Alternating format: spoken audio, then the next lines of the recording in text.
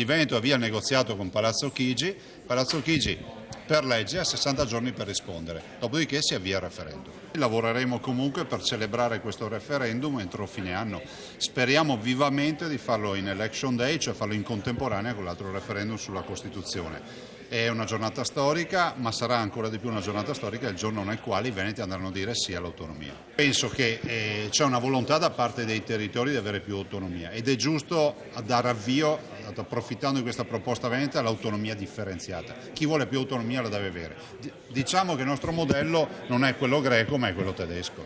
Il nostro modello ideale nel negoziato è Trento e Bolzano e ci credo perché è previsto dalla legge. I veneti non troveranno dei gazebo ma troveranno i seggi elettorali, gli scrutatori, come accade sempre. Quindi ufficialità, una cosa seria e legale. Significa per noi avere tutta la sanità, significa per noi avere tutta l'istruzione, avere le soprintendenze, il demanio, avere i 9 decimi delle tasse dell'IRPEF, dell'IVA e ovviamente IRES.